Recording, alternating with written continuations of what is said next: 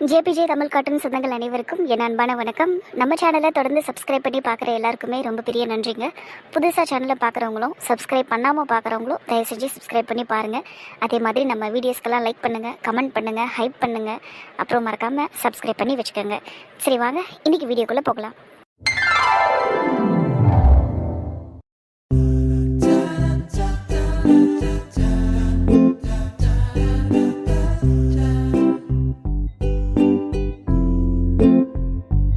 இந்த மாதிரி கலர்ல சிக்கனை பொரிக்கிறதுக்கு பார்வதியால மட்டும் தான்டா முடியும். கலர் மட்டுமாடா, இந்த மசாலா வாசனை பாரு, அப்பா அவ்வளோ ஃப்ரெஷ் ஆகுதுடா. எப்பா சும்மா வாடா, அம்மியில் அரைச்சி போட்ட மசாலா வாச்சே, சூப்பராக தான் இருக்கும்.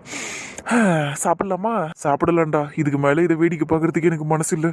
அதுவும் சரிதான். அப்பா செம்ம டேஸ்டடா. மசாலா எல்லாம் நல்லா இறங்கி இருக்கு கறியில. என் பொண்டாட்டி பார்த்து பார்த்து சமைக்கிறாடா, அதனால தான்டா இவ்வளோ டேஸ்டா வருது சமையல். அது என்னமோ கரெக்ட் தான்டா. டேய், இந்த கைப்பக்குவம் நந்தினிக்கு இருக்குமாடா? எதே இந்த கைப்பக்குவம் என் போட்டுக்கா கூட்டு பிரியாணின்னு ஒண்ணு பண்ணி கொடுத்தா இல்லையா? மறந்துட்டு போல இருக்கு. ஐயோ ஆமா இல்ல, சே மறந்துட்டேன் பாரு நானு. அதெல்லாம் மறக்கக்கூடிய விஷயமாடா. சரி எதுக்கு இப்ப அதை பத்தி பேசிக்கிட்டு, சாப்பிடுங்க எல்லாம். அதானே, துயரமான சம்பவத்தெல்லாம் மறந்துடணும்டா முரளி. சிவா பொண்ணுக்கு கை பக்குவங்கிறது சமையல்ல இருக்காது, அடிக்கிறதுல வேணா இருக்கும். உன் புள்ளிய போட்டு புரட்டுன்னு வேணா புரட்டி எடுப்பா. இது பேச்சு கரெக்டு. அதுவும் சரிதான். சரி சாப்பிடுங்க. செல்லக்குட்டிங்களா, பொறுமையாக சாப்பிடணும். என்ன, நான் இங்கே தான் இருப்பேன். எதனா வேணும்னு கேளுங்க. சரிங்க அத்தை, எங்களுக்கு தயிர் பச்சடி மட்டும் வச்சிடுங்க, வேற எதுவும் வேணாம். சரிம்மா, எடுத்துட்டு வரேன். இந்த சிக்கன் ஃப்ரையை நீங்க சாப்பிட்டு முடிக்கிறதுக்குள்ள வந்துடுறேன். ஓகே அத்தை. டேய், மற்ற பிள்ளைங்களாம் அழகா உட்காந்துக்கிட்டு இல்ல, நீ மட்டும் எதுக்கடா மூஞ்சி இப்படி வச்சிருக்க? ஏன்னா எனக்கும் என் அண்ணனுக்கும் அநியாயம் நடந்திருக்குல்ல இங்க. ஆமா, என்னடா அநியாயம் பண்ணிட்டோம் இப்போ? பாருங்க, எனக்கு மட்டும் வளராத சின்ன கோழி காலை கொடுத்துருக்கீங்க. அவங்களுக்கு பாருங்க நல்ல பெரிய காலம் இருக்கு. அஸ்வின் அண்ணாக்கும் சின்ன கோழி கால் தான். ஆமா அத்தை, எங்களுக்கு மட்டும் வளராத கோழி கிடைச்சிருக்கு.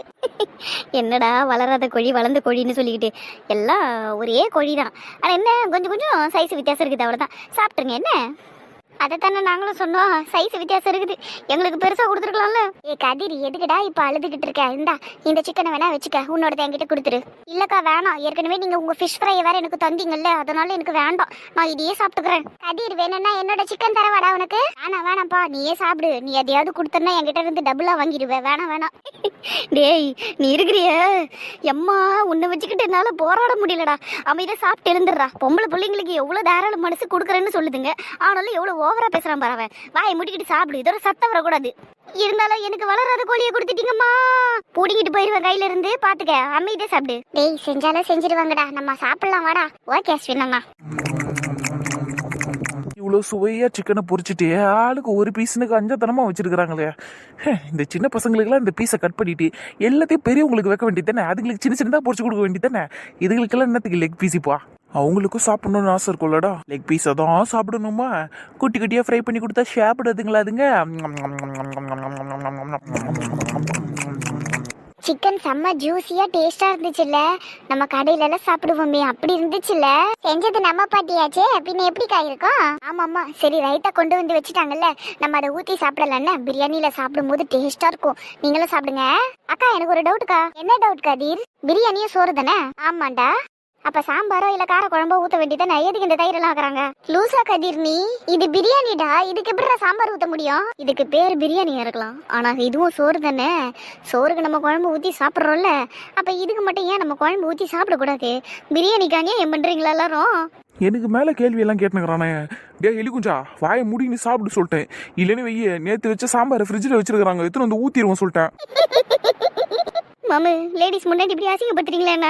அப்ப வாயை மூணு சாப்பிட்றா. வாயை மூடிக்கிட்டு எப்படி சாப்பிடுவாங்க? இந்த மாமாக்கு வர வர ஒன்றும் தெரிய மாட்டேங்குது. ஸ்கூல் பாய் மாரி பண்றாரு. ஸ்கூல் பாயா? மாமாவா? மாமா ராகுல் மாமா, உங்களுக்கு கதிர் என்ன சொல்றான் பாருங்க. இந்த மாதிரி பசங்களா, மாமா சாப்பிடும் போது இப்படியே டிஸ்டர்ப் பண்ணிருந்தீங்கன்னு வைங்க, மொத்த பேர் பிளேட்டையும் பிடிங்கிட்டு அவங்க எல்லாரையும் அழகு விட்டுருவோம் சொல்லிட்டா பாத்துக்கோங்க. இதுக்கு மேல அந்த பாய் கிட்ட எதுவும் பேசாதீங்க. என்ன, சாப்பாட்டு விஷயத்துல அவர் யாரையும் பார்க்க மாட்டாரு. சபா கொதிக்க அந்த பிரியாணி எடுத்து வாயில போடும்போது அப்படியே நாக்கெல்லாம் எரிஞ்சு போய் அப்படியே டேஸ்ட் ஒட்டுது பாருங்க வாயில. ஐயோ, இதெல்லாம் சொல்ல முடியாது. ப்ரோ, நீங்க என்ன ப்ரோ இப்படி உட்காந்துக்கிறீங்க, சாப்பிடலையா? சாப்பிடணும்டா. சிக்கன் சாப்பிட்டது எனக்கு வயிறு அடைச்ச மாதிரி ஆயிடுச்சு. என்ன ப்ரோ, ஒரே ஒரு சிக்கன் ஃப்ரையை சாப்பிட்டு வயிறு அடிச்சிச்சுங்கிறீங்க? நல்லா சாப்பிடுங்க ப்ரோ. இந்த வயசுல சாப்பிடாம வேற எப்போ சாப்பிட போறீங்க? அதானே, என்னப்பா மனுஜி, உன் முகமே வேற சரியில்லையே, எதனா பிரச்சனையா? அதெல்லாம் ஒண்ணு இல்லை மாமா, நீங்க சாப்பிடுங்க. ப்ராப்ளம் இல்லைன்னா ஓகே தான்ப்பா. சரி நான் சாப்பிட்றேன். ப்ரோ அப்படியே தானே பிரச்சனையாக இருந்தாலும் சாப்பிடும்போது எல்லாத்தையும் ஓரம் கட்டிடணும் சரியா? சாப்பிட்டு அதுக்கப்புறமா பிரச்சனையை பற்றி தெம்ப யோசிச்சுக்கலாம். சாப்பிடுங்க இப்போ ஓகேவாக்கா? தலைவலியெல்லாம் கம்மியாயிடுச்சா? பரவாயில்லப்பா, நல்லா தூங்கி எழுந்தேன், அதுலயே சரியாயிட்டேன். சரிங்கக்கா. அர்ச்சனாக்கா வந்து சாப்பாடு வச்சிருக்காங்க பாருங்க, சாப்பிட்ருங்க. சரிடா, நீ சாப்பிட்டியா? சாப்பிட்டுட்டு தான் வந்து உட்காந்துருக்கேன். சரி, என்னாச்சு? ஏன் ஒரு மாதிரி டல்லா பேசுற? அக்கா அது என்னன்னா, நேற்று நீங்கள் மாடியில் சொன்னீங்கல்ல, ஒரு ஹஸ்பண்ட் அண்ட் ஒய்ஃப் 2 பேருமே ஒருத்தர் விட்டு கொடுத்து இல்லை தப்பு பண்ணால் மன்னிச்சு ஏற்றுக்கிட்டு சரியாக வாழ்கிறது தான் ஒரு நல்ல வாழ்க்கைன்னு சொன்னீங்கல்ல. ஆமாப்பா, அப்பதான் வாழ்க்கையில் எந்த பிரச்சனையும் இல்லாமல் இருக்கும். என் வாழ்க்கையை எடுத்துக்க, எனக்கு என் மாமியார்கிட்ட மட்டும்தான் பிரச்சனை. என் புருஷனோட எனக்கு எந்த பிரச்சனையும் இருந்ததே இல்லை. அவரும் நானும் ஒருத்தர் புரிஞ்சுக்கிட்டு விட்டு கொடுத்து தான் இத்தனை வருஷமாக வாழ்ந்துக்கிட்டு இருக்கோம். அவருக்காக விட்டு கொடுத்து அனுசரித்து போய் தான் என் மாமியார்கிட்ட அவ்வளோ பிரச்சனையை நான் அனுபவித்தேன். ஆனால் ஒரு கட்டத்துக்கு மேலே அவர் என்ன புரிஞ்சுக்கிட்டு அவங்க அம்மாவை ஒதுக்கி வைக்கிற அளவுக்கு வந்துட்டார். இப்படி தான் இருக்கும் வாழ்க்கை. சிலதை நம்ம அட்ஜஸ்ட் பண்ணி அனுசரித்து போகணுன்னு வையேன், நம்ம வாழ்க்கை நம்மளுக்கு ரொம்ப நல்லாயிருக்கும். நீங்கள் சொன்னது எல்லாமே கரெக்டு தான்க்கா. நான் நேற்று நைட்டு கூட யோசித்தேன், நான் ஏன் மணியோட தள்ளி இருக்கணும், அவ கூட சேர்ந்து வாழ்ந்து வாழ்க்கையை ஆரம்பித்தா நல்லா இருக்குமே அப்படிங்கிற மாதிரி தோணுச்சு எனக்கு. நல்லது தானேப்பா, நல்ல முடிவு தானே, அது சந்தோஷமா சொல்லு. ஏன் இவ்வளோ டல்லா பேசுற? அக்கா ஏன்னா எனக்கு ஒரு மாதிரி இருக்குக்கா, அவளை எப்படி அப்ரோச் பண்ணி இதையெல்லாம் நான் பேசுறதுன்னு எனக்கு தெரியல. எனக்கு ஒரு மாதிரி இருக்கு. ஏன்னா இப்போ நான் அவகிட்ட கொஞ்சம் நல்லபடியாக தான் பேசிக்கிட்டு இருக்கேன். ஆனாலும் அவளுக்குள்ள ஒரு சந்தேகம், நான் மறுபடியும் அவகிட்ட மோசமாக பேசுவேனா இல்லை அவகிட்ட மோசமாக நடந்துப்பேனா அப்படிங்கிற சந்தேகத்தோட தான் என்கிட்ட பழகுறா, என்கிட்ட பேசுகிறா. அது எனக்கு நல்லாவே தெரியுது. ஏன் அவள் என்கிட்ட கேட்க கூட செய்கிறா, இப்போ நீ என்கிட்ட நல்லா பேசுகிற அப்புறமா நீ என்கிட்ட மூஞ்ச காட்டுவ தானே அப்படின்னு கேட்குறா. அதெல்லாம் நீ அவகிட்ட நல்லபடியாக பேச ஆரம்பித்தாலே எல்லாம் சரியாயிடும் சரியா? முதல்ல அவகிட்ட மனசை விட்டு பேசு. நடந்த கசப்பான விஷயம் எல்லாத்தையும் மறந்துட்டு நம்ம வாழ்க்கையை ஆரம்பிக்கலாம் அப்படின்னு பேசு. சரிங்கக்கா. ஆனால் நான் உங்ககிட்ட ஒரு உண்மையை சொல்லவா? என்ன உண்மை? மணியை நான் ரொம்ப கஷ்டப்படுத்தியிருக்கேன்க்கா. அவள் பண்ண தப்பு எல்லாத்தையும் என்னால் ஏற்றுக்க முடியாமல் நான் அவளை தள்ளி வச்சு ரொம்ப கஷ்டப்படுத்துகிறேன். ரொம்ப மோசமாக பேசினேன் அவகிட்ட, ரொம்ப மோசமாக பிஹேவ் பண்ணேன். இதெல்லாம் எந்த பொண்ணுக்கும் யாரும் பண்ண மாட்டாங்க. நான் அப்படிலாம் பண்ணிட்டேன் அவளை. என்னடா சொல்ற? ஆமாக்கா, நான் ரொம்ப மோசமாக பேசியிருக்கேன் அவகிட்ட. கோவத்தில் என்ன பேசுகிறோன்னு தெரியாமல் பயங்கர மோசமாக திட்டியிருக்கேன். அவளை ஹர்ட் பண்ணியிருக்கேன். அவளை தரையில் தான் தூங்க சொல்லியிருக்கேன். கிட்டத்தட்ட 1 மந்த்தாக மணி தரையில் தான் தூங்கிட்டு இருந்தா. அவளுக்கு பாய் தலைக்கண்ணி கூட நான் கொடுக்காம இருந்தேன். கொஞ்சம் நாளைக்கு முன்னாடி தான் அதையும் கொடுத்தேன். நேற்று தான் அவள் என்னோட தூங்கினா பெட்டில். ஏன்பா உனக்கு எதுக்கு இந்த வேலையெல்லாம்? நீ ஏன்டா அதையெல்லாம் செஞ்ச? நான் தான் சொன்னேனேக்கா, கோவத்தில் என்ன பண்ணுறது என்ன பேசுறதுன்னு தெரியாமல் தான் எல்லாத்தையும் பண்ணணும். அதுவும் இல்லாமல் நான் மணியை மன்னிச்சு தான் கல்யாணம் பண்ணேன். ஆனாலும் ஃபர்ஸ்ட் நைட் அன்னைக்கு சௌமியா எனக்கு கால் பண்ணி மணி பண்ண தப்பை எல்லாத்தையும் எனக்கு ஞாபகப்படுத்தினான். அதுவும் இல்லாமல் அந்த கால் ரெக்கார்டிங் வீடியோஸ்னு எல்லாத்தையும் எனக்கு அனுப்பி வச்சான். நானும் எல்லாத்தையும் பார்த்துட்டு மணி மேலே ரொம்ப கோவப்பட்டுட்டேன். என்னால் அவளை மன்னிக்கவே முடியாதுங்கிற நிலைமைக்கு நான் போயிட்டேன். அதனால தான் இவ்வளோத்தையும் பண்ணேன். என்னடா சொல்லிக்கிட்டு இருக்க நீ? அவன் மேலே கையெதும் வச்சியா? இல்லைக்கா, ஃபர்ஸ்ட் நைட்லாம் நடக்கல. டேய், நான் அதை கேட்கலடா. நீ அவளை அடிச்சியா? சச்சா இல்லைக்கா, அதெல்லாம் பண்ணலை. என்ன பிள்ளையோ நீ, இவ்வளோ கோவம்லாம் ஆகாது. அதுவும் இல்லாமல் பொம்பளை பிள்ளைய அப்படி மோசமான வார்த்தையில் பேசுகிறதும் இல்லை அவளை கஷ்டப்படுத்தி பார்க்குறதெல்லாம் ஒரு நல்ல ஆம்பளைக்கு அழகு இல்லை, புரியுதா? நீ நல்ல பிள்ளையாவே இரு சரியா? சரிங்கக்கா, சாரிக்கா, நான் நிறைய தப்பு பண்ணியிருக்கேன். என்கிட்ட எதுக்கடா சாரியெல்லாம் கேட்டுக்கிட்டு இருக்க? மணிக்கிட்ட மனசை விட்டு பேசு, அவகிட்டயும் மன்னிப்பு கேளு சரியா? கண்டிப்பாக்கா. அவ்வளோதான். இனி உன்னால மணிக்கு எந்த பிரச்சனையும் இருக்கக்கூடாது சரியா? அவள் ஏதாவது தப்பு பண்ணான்னா நேர்மையான ரீதியில் அவளை திட்டு சரியா? மற்றபடி கஷ்டப்படுத்துகிற மாதிரி எதையும் பேசாத சரியாப்பா? சரிங்கக்கா. இப்போதான் எனக்குமே மனசு கொஞ்சம் லைட்டாக இருக்குக்கா உங்ககிட்ட சொன்னதுக்கப்புறம். சில நேரத்தில் மனசில் இருக்கிறதெல்லாம் யார்கிட்டயாவது கொட்டினாலே எல்லாம் சரியாயிடும்டா. அதேதான்க்கா, நானுமே இப்போ கொஞ்சம் லைட்டாக ஃபீல் பண்ணுறேன். அது சரி. சரிக்கா, நீங்கள் சாப்பிடுங்க, நான் போய் என் ஒய்ஃப் கிட்ட பேசிட்டு வரேன். தாராளமா போ. என்னைக்கோ ஒரு நாள் இவ்வளோ பேர் கூடி ஒன்றா சமைக்கிறதுக்கே இடுப்பு வஞ்சி போயிட்டு, இந்த கூட்டு குடும்பத்தில் இருக்கிறவங்கலாம் தினம் இப்படி தான் சமைப்பாங்கல்ல. ஆமாம், நிறைய பேர் இருப்பாங்கல்ல. சமைக்கிறது மட்டுமா, பாத்திரம் கழுவுறதுலேருந்து எல்லாமே அதிகமாக தான் இருக்கும். வேலையெல்லாம் ஜாஸ்தியாக இருந்தாலும் சந்தோஷமும் அதிகமாக இருக்கும்ல. பிரச்சனையெல்லாம் இருக்க தான் செய்யும், ஆனால் அது எல்லாத்தையும் அனுசரித்து நல்லபடியாக இருக்கலாம். கூட்டு குடும்பம் தான் என்னை பொறுத்த வரைக்கும் நல்ல வாழ்க்கை.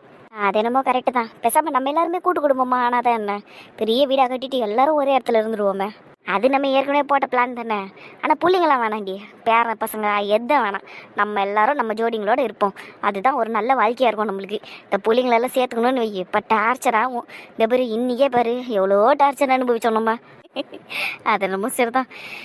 மாப்பிள்ளை வேற என் பொண்ணுக்கிட்ட கோச்சின்னு இருக்கிறாரு. அது எப்போ சரியாகும்னு தெரில. மீனா, அவனையெல்லாம் சீரியஸாக எடுத்துக்காத. அவனே இழிச்சுக்கிட்டு போய் நிற்பான் காயத்ரி கிட்ட மறுபடியும். பாரு அவளை எப்படி சொல்றான்னு. அதானே உண்மை. பொண்டாட்டி ஷாலியேல பூச்சின்னு சுத்தின்னு கிடக்குறான் அவன். சே அவ்வளவு அன்பா இருக்கான், எதுக்கு நீங்க இவ்வளவு கிண்டல் அடிக்கிறீங்க அவனை?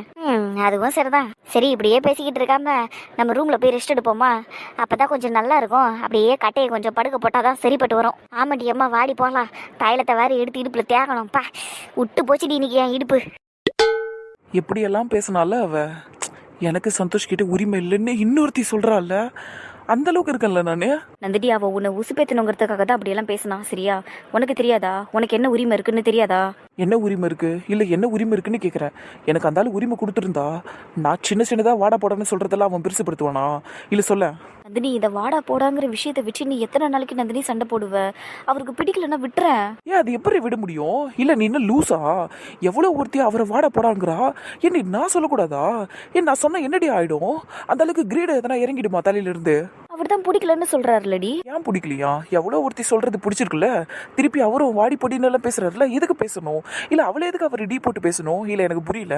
அவ என்ன பொண்டாட்டியா இல்லைன்னா ரொம்ப க்ளோஸ் ஃப்ரெண்டா? இல்ல அவ எவ்வளவு ஒரு குப்பை தானே, அந்த குப்பையை எதுக்கு டீ போட்டு பேசணும்? எதுக்கு பேசணும்? என்னதான் இருந்தாலும் அவ்வளவு சந்தோஷம் காலேஜ்ல ஒன்னா படிச்சிருக்காங்க, ஒரு காலத்துல ஃப்ரெண்ட்ஸா இருந்திருக்காங்க. அந்த உரிமையில தானடி பேசுறாரு அவரு. சரிடி 4 வருஷம் பழகின பாவத்துக்காக அப்படி பேசுறாருன்னே வச்சுப்போம். என்ன எத்தனை வருஷமா தெரியும் அவருக்கு? என்னை சின்ன வயசுல இருந்தே பார்த்துருக்காருல, சின்ன வயசுல இருந்தே அவரை நான் வாங்க போங்கன்னு சொல்லியிருக்கேன்ல. அப்படிப்பட்ட என்ன இப்போ தாலி கட்டி பொண்டாட்டி ஆக்கியிருக்காரு. நான் ஒரு வார்த்தை வாடா போடான்னு சொன்னா அவருக்கு எரியுது. ஏன் எரியணும்? நீ சொல்ல. என் இடத்துல இருந்து யோசிச்சு பாரு. வாங்க போங்கன்னு மரியாதையா பேசி திடீர்னு மரியாதை இல்லாம பேசும்போது அது கஷ்டமா இருக்கும் என்னமோ. கஷ்டமா இருக்குன்னு சொல்ற அளவுக்கு நான் என்ன பொறுக்கி புறம்போக்கு நான் திட்டிக்கிட்டு இருக்கேன். உன்கிட்ட இதெல்லாம் நான் கேட்டு என்ன பிரயோஜனம்? அந்த ஆள் கிட்டே போய் கேட்குறேன். நந்தினி அவ சொன்னாங்கிறதுக்காக இப்ப நீ போய் பேசுறது நல்லா இருக்காதுடி. அதெல்லாம் நான் பாத்துக்கிறேன்டி. எனக்கு மன உளைச்சலா இருக்கு. இன்னைக்கு 2ல் 1 தெரிஞ்சே ஆகணும் எனக்கு. 12th முடிச்சதுக்கு அப்புறம் PS ஒன்று வாங்கி தர சொல்லி அப்பா கிட்ட கேட்க போறேன்னா. ஏன்டா 12th முடிச்சதுக்கு அப்புறம் நல்ல காலேஜ்ல சேர்ந்து நல்லபடியா படிச்சு முடி, அதுக்கப்புறமா இந்த கேம்ஸ் எல்லாம் வச்சுக்கலாம். சரியா? ஏன்னா நீ படிக்கிற வரைக்கும் படிப்புல கான்சென்ட்ரேட் பண்ணி நான் மட்டும்தான் ஒரு நல்ல பொசிஷனுக்கு போக முடியும். ஐயோ என்னன்னா இப்படி சொல்லிட்டீங்க. ஸ்கூல் படிக்கும்போது தான் கேம் எல்லாம் விளையாடக்கூடாதுன்னு சொன்னாங்க. சரி காலேஜ் போனதுக்கப்புறம் இதெல்லாம் வாங்கி தருவாங்க விளையாடலாமேன்னு நினச்சா நீங்கள் இப்படி சொல்கிறீங்களண்ணா. இது என்னோட ஒப்பீனியன்ரா, நீ அதை கேட்கணும்னு அவசியம் இல்லை. பட் கேட்டால் நல்லாயிருக்கும், அவ்வளோதான் நான் சொல்லுவேன். இப்போ பாரு, படித்து முடிச்சிட்டதுக்கப்புறம் நம்மளுக்குன்னு ஒரு வேலை செட்டில் ஆகிடும். அதுக்கப்புறம் நம்ம ஃப்ரீ டைமில் ஜாலியாக விளையாடலாம். விளையாட்டுங்கிறது ஃப்ரீ டைமில் மட்டும்தான் இருக்கணும். சரியா? If you are a sports person அது டிஃப்ரெண்ட். சரியா? நீ ஒரு அத்லெட்டாக இருக்க அப்படின்னா அது வேறு. ஆனால் இதெல்லாம் ஒரு டைம் பாஸ்க்கு பண்ணுறது தானே இந்த வீடியோ கேம்ஸ் எல்லாம் விளையாடுறது. ஸோ அது இப்போதைக்கு வேணாம். அதுக்கப்புறம் உன் இஷ்டம். கரெக்டாக தான் சொல்கிறீங்கண்ணா. சரி ஓகே, நீங்கள் சொன்னதே ஃபாலோ பண்ணுறேன். குட் பாய்டா நீ. தேங்க்யூண்ணா. அண்ணா அண்ணி வந்திருக்காங்க. இவதுக்கு இங்கே வந்தா? தினேஷ் உன்னை சாப்பிட கூப்பிட்டாங்க பாரு, போ. என்ன அண்ணி கோவமா பேசுகிறாங்க? சரிங்க அண்ணி. எதுக்கு இவ்வளோ ஹார்ஷாக பேசுகிற அவங்ககிட்ட? சாப்பிட போப்பான்னு கொஞ்சம் கைண்டாக தான் சொல்லு. நீ என்ன பண்ணிக்கிட்டு இருக்க? நீ எதுக்கு அவகிட்ட பேசுனீங்க? நீங்க எவகிட்ட நான் பேசுனேன்? முதல்ல என் ஷர்ட்ல எடுத்து கையிடு. முடியாது. ஏன் இந்த ஷர்ட்டை பிடிக்கிறதுக்கு கூட எனக்கு உரிமை இல்லையா? இதையும் சௌமியாக்கு தான் கொடுத்து வச்சிருக்கீங்களா? அவளும் அன்னைக்கு ஷர்ட்டை பிடிச்சால, அவகிட்ட அன்னைக்கு நீங்க இப்படி எல்லாமே கோவப்பட்டு பேசுனீங்க. இது இப்போ என்கிட்ட மூஞ்ச காட்டுறீங்களா? அப்படி அவகிட்ட மூஞ்ச காமிச்சிங்களா? கையிடு. ஏன் சௌமியா இப்படி பண்ற? ஓ ஏன் இப்படி பண்ற அப்படின்னு ஒரு மாதிரி சினுங்கினே தானே பேசுனீங்க அவகிட்ட. என்கிட்ட பேசும்போது எங்க இருந்து வருது உங்களுக்கு இவ்வளோ கோவம்? உன் பிரச்சனை தான் என்னடி? எதுக்கு சும்மா சும்மா சௌமியாவை இழுக்கிற? அவ யாருடி நமக்குள்ள? அவ யாரோ தான், எவ்வளோ ஒருத்தி தான். ஆனா அவளுக்கு தானே நீங்க எல்லா உரிமையும் கொடுத்து வச்சிருக்கீங்க. அவ உங்களை என்ன வேணாலும் பண்ணலாம். உங்க ஷர்ட்டை பிடிக்கலாம், அப்புறம் உங்க கன்னத்துல கிஸ் பண்ணலாம், உங்களை வாடா போடணும்னு சொல்லலாம். உங்ககிட்ட அவளுக்கு எல்லா உரிமையும் இருக்க மாதிரிலாம் அவ நடந்துக்கிறா. ஆனா நான் அதை ஒன்று சொல்லிட்டா போதும், உங்களுக்கு எங்க இருந்து தான் பேச்செல்லாம் வருமோ தெரியல, இஷ்டத்துக்கு பேசுறீங்க. நீங்க பண்றதுல அசிங்கமா இல்லை? உங்களுக்கு கேவலமா இல்லை? முட்டாளாடி நீ? இல்ல நான் தெரியாம தான் கேட்கறேன். ஏண்டி இதெல்லாம் நான் அடி போய் அவளுக்கு பண்ணேன்? என்னமோ நான் அவளை பிடிச்சி கிஸ் பண்ண மாதிரியும் நான் அவள் ட்ரெஸ்ஸை பிடிச்ச மாதிரியும். இந்த பர்ரி உனக்கே பைத்தியக்காரத்தனமா இல்லையா நீ பேசுறது? ஒருத்தி என்கிட்ட வந்து இதெல்லாம் பண்றான்னு நான் எதிர்பார்த்துக்கிட்டே நிற்பான். அவ பாட்டுன்னு வந்து என்னமோ பண்ணிட்டு போயிட்டா. அதுக்குன்னு அவ்வளவு பேர் முன்னாடி அந்த பொண்ணை நான் போட்டு அடிக்க முடியுமா? உனக்கெல்லாம் மூளை இருக்குதா இல்லையாடி? நீ அந்த அந்த இடத்துல இருந்த இதுல இல்லாத போல பேச்செல்லாம் வேற பேசிக்கிட்டு இருக்க. ஓ அப்ப நிறைய பேர் இருந்தாங்கன்னா உங்களால ஒன்றும் பண்ண முடியாது. உங்களை யார் என்ன வேணாலும் பண்ணலாம், அப்படித்தானே? அப்ப கீழே வாங்க, நான் ஒட்டுமொத்த குடும்பத்தையும் கூப்பிட்டு நிக்க வச்சு உங்களை செவிலியே அடிக்கிறேன். எப்படி இருக்குன்னு பார்ப்போம். நீங்க ரியாக்ட் பண்ணாம இருக்கீங்களான்னு பார்ப்போம். வாங்க. வீம்புக்கு நல்லா பேசிக்கிட்டு இருக்காத நந்தினி. இது எப்படிங்க வீம்புக்கு பேசுறதாகும்? நான் நியாயத்தை தானே கேட்டுக்கிட்டு இருக்கேன். எவ்வளோ ஒருத்தி உங்களை என்ன வேணாலும் பண்ணுவா, நீங்க வேடிக்கை பார்ப்பீங்க. நான் எதுவும் பண்ணக்கூடாதா? இல்ல அவ உங்களை வாடா போடன்றா, என்னால கூப்பிட முடியலையே, என்னால ஒண்ணுமே பண்ண முடியலையே, என்னால எதுவுமே பண்ண முடியலையே உங்ககிட்ட. என்னால உங்ககிட்ட நிம்மதியா பேசக்கூட முடிய மாட்டேங்குது. என்ன உனக்கு நிம்மதியா பேச முடியல? நீ எதுக்காக இவ்வளவு சீன் போட்டுக்கிட்டு இருக்க நந்தினி? எனக்கு ஒண்ணுமே புரிய மாட்டேங்குது. நீ பேசுற எல்லாத்துக்கு மட்டும் நான் தப்பு சொல்லிக்கிட்டு இருக்கேன். எனக்கு சில விஷயம் பிடிக்கலன்னா அதை விட்டுருன்னு தான் சொல்றேன். ஆனா நீ வீம்புக்குனால பண்ணிக்கிட்டு இருக்க நந்தினி. அதெல்லாம் வீம்புக்கு பேசுறேன், சீன் போடுறேன், பைத்தியக்காரத்தனமா பேசுறேன்னு உங்க வாயிலிருந்து இதை தவிர வேற ஒன்றும் வராதுன்னு எனக்கு நல்லா தெரியும். ஆனா உங்களுக்கு ஒரு விஷயம் பிடிக்கலன்னா நான் பேசக்கூடாதுன்றீங்களே. உங்களுக்கு ஒரு விஷயம் பிடிக்காததா இருக்குதுன்னா அது யார் பேசினாலும் பிடிக்கக்கூடாது. அது என்ன, சௌமியா பேசினா உங்களுக்கு பிடிக்குது, நான் பேசினா உங்களுக்கு பிடிக்க மாட்டேங்குது. இது என்ன அர்த்தம்? இதுக்கு என்ன ரீசனு? இல்லை எனக்கு ஒன்றும் புரியல. அவ யார் உங்களுக்கு அப்படி? அதைத்தானே நானும் கேட்டுக்கிட்டு இருக்கேன் இவ்வளோ நேரமா. சொல்லி தொலைங்களேன். ஒன்றும் இல்லை, ஃப்ரெண்ட்ஷிப்பும் இல்லை, ஒரு மண்ணாங்கிட்டையும் இல்லை. அப்புறம் எதுக்கு அவள் பேசுனா அமைதியாக கேட்குறீங்க? எதுக்கு நீங்கள் அவளை திருப்பி டீ போட்டு பேசுறீங்க? நீங்கள் யார் முதல்ல அவளை டீ போட்டு பேசுறதுக்கு? அவளுக்கு உங்களுக்கு என்ன இருக்குது? நந்தினி, அவ எனக்கு ஒரு காலத்துல காலேஜ்ல ஃப்ரெண்டா இருந்தா. என் கூட 4 வருஷம் ஒன்னா படிச்சா. நல்ல ஃப்ரெண்டா இருந்தோண்டினாங்க. அப்ப எனக்கு ஈஸியா வரதானே செய்யும் அந்த வார்த்தை. நம்ம தயாரா அப்படி கூப்பிட்டுக்கிட்டு இருக்கனா? சரி, ஒத்துக்கிறேன். 4 வருஷம் ஃப்ரெண்டு, என்ன வேணாலும் பேசிக்கலாம், ஓகே, பிரச்சனை இல்லை. ஆனால் நான் யார் உங்களுக்கு? என்ன எத்தனை வருஷமா தெரியும் உங்களுக்கு? நான் சின்ன வயசுல இருந்து உங்களுக்கு எவ்வளோ மரியாதையை பேசியிருக்கேன். உங்களை என்ன நான் சும்மாவா எதனா சொல்லிக்கிட்டு இருக்கேன்?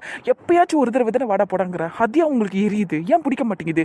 நம்ம நந்தினி தானே, ஏன் நந்தினி தானேன்னு சும்மா வாய்க்கு வந்ததெல்லாம் சொல்லிக்கிட்டு இருப்பீங்கல்ல. அப்போ உங்க நந்தினி உங்களை டான்னு சொன்னா ஏன் உங்களுக்கு பிடிக்க மாட்டேங்குதுன்னு கேட்குறேன்.